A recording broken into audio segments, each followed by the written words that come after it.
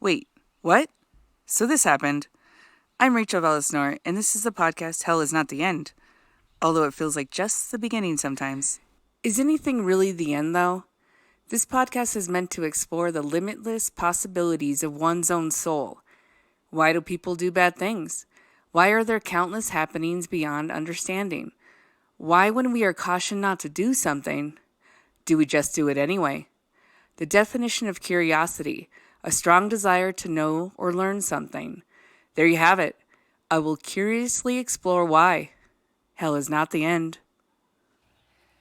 Stephen Gregory Stainer was born on April 18, 1965 in Merced, California. He was the third of 5 children to Delbert and Kay Stainer. He had an older brother and a sister and 2 younger sisters. On December 4th, 1972, when Stephen was 7 years old, Stephen was approached by a stranger while on his way home from school. The stranger was an acquaintance to a known child rapist, Kenneth Parnell.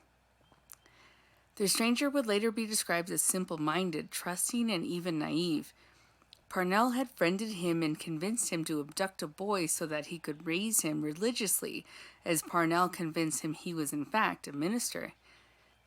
Not sure exactly how child abduction comes up as normal conversation. Under Parnell's order, his simple-minded lackey hands out religious literature to entice young boys into religion under a minister that would change their lives.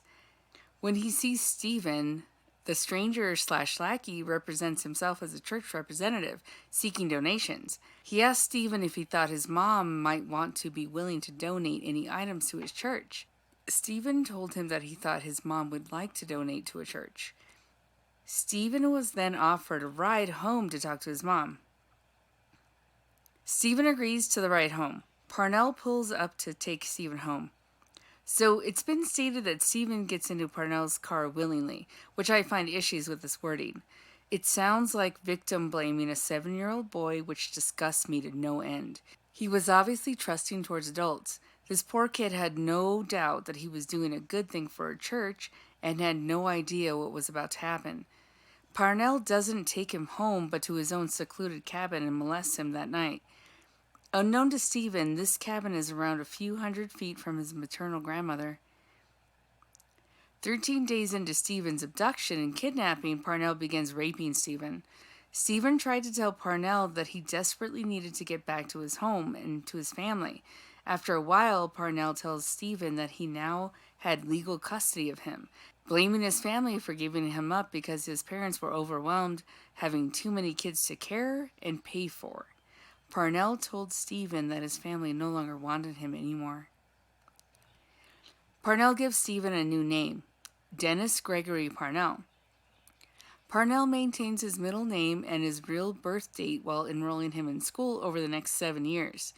He portrayed himself as Stephen's father and moves quite frequently throughout the state of California. Parnell could not keep a job and left Stephen home alone quite often.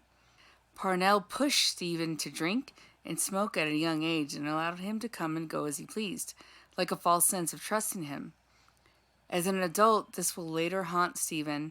He was not mature enough to realize that an opportunity to escape may have been possible being left alone. One positive thing that Parnell did for Stephen was give him a dog companion, who he named Queenie.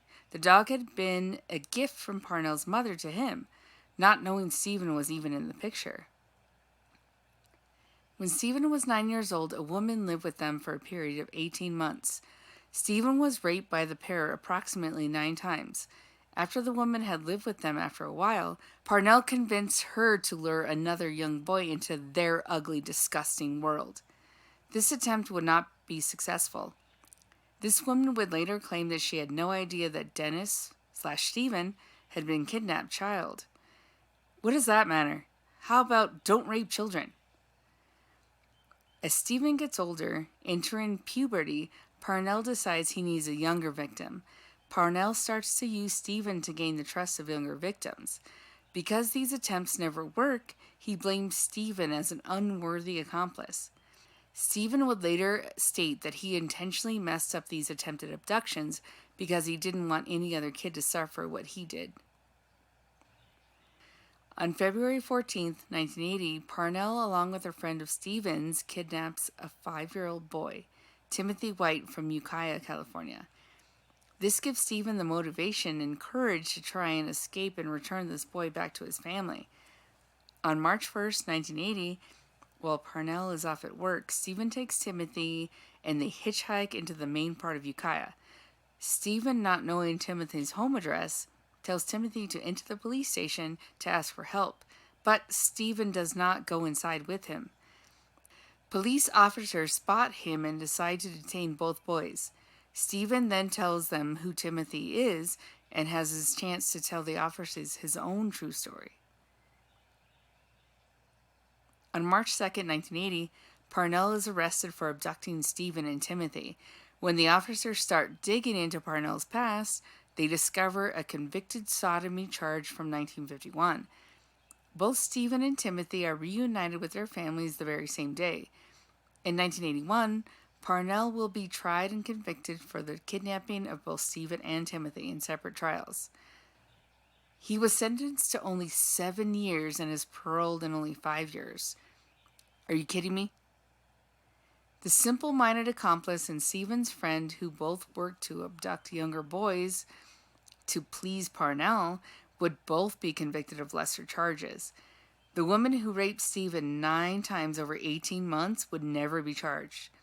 Stephen would even express empathy for Parnell's simple-minded accomplice, stating that he was as much of a victim of Parnell's as he and Timothy were. Stephen's kidnapping and aftermath would prompt California lawmakers to change state laws to allow consecutive prison sentences in similar abduction cases. When Stephen returns to his family, it proves to be a hard adjustment. He had been gone for 7 years and was already drinking and smoking. His parents treated him as a 7-year-old who had disappeared.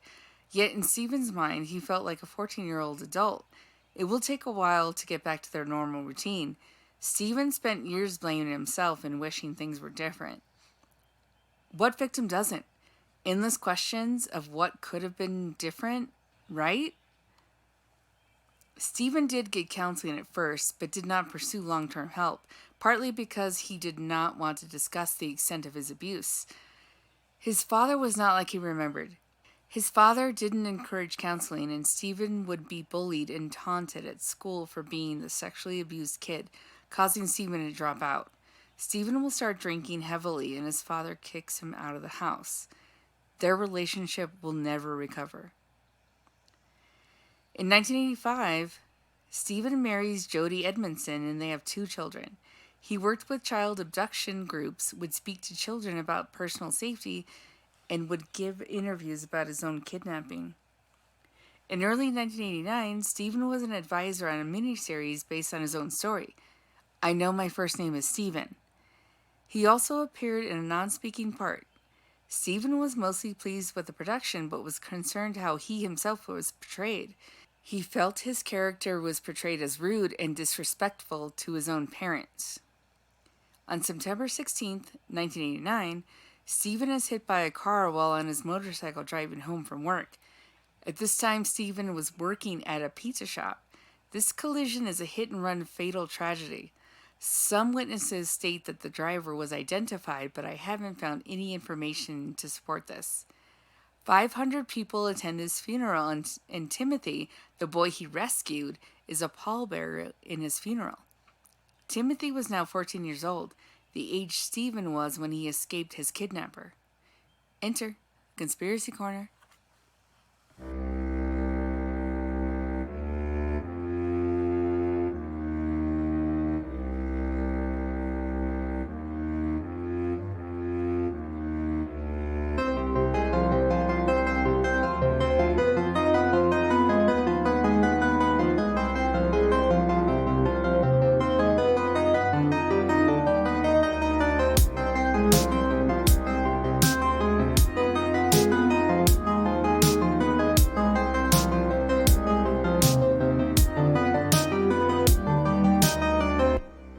Parnell wasn't even charged with the rapes or sexual assaults of his victims, just the kidnappings.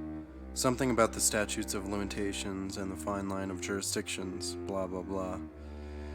In 2004, when Parnell is 72 years old, he asks his nurse to solicit a young boy for him in exchange for $500.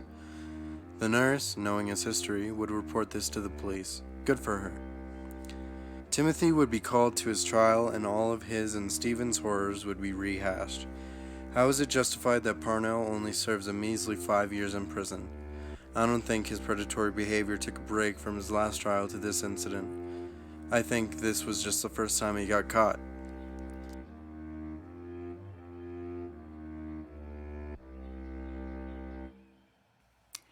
Creepy note. Stephen's older brother Cary is a serial killer. He was 11 years old when Stephen was taken. Cary felt neglected over these 7 years that Stephen was gone, with his parents focusing on Stephen's return. So, Cary was living with his own uncle at the time Stephen was kidnapped, and he would later state that he was being molested by his own uncle at the time. Cary attempted suicide in 1991 and was arrested for possession of meth and marijuana in 1997. These charges would be dropped. Between 1997 and 1999, Cary kills 4 women near Yosemite National Park and is sentenced to death. 2 victims were burned, 1 victim's throat was slit, and 1 was decapitated. His victims were 15, 16, 26, and 42 years of age. Cary would state that he had been fantasizing about killing women since he was 7 years old, long before Stephen's kidnapping. He requests child pornography in exchange for his confession. This request doesn't happen. He does plead guilty by reason of insanity from years of sexual abuse and had manifested his fantasies into murder, but this does not fly. He remains on death row to this day. My hope is that no one has to live in fear ever. As always, I will never give up and read the signs. Special thanks to all my reading materials I could get my hands on, internet mostly. Thanks to wikipedia.org. Thanks so much for listening. I am Rachel Velis, and this is the podcast, Hell is Not the End.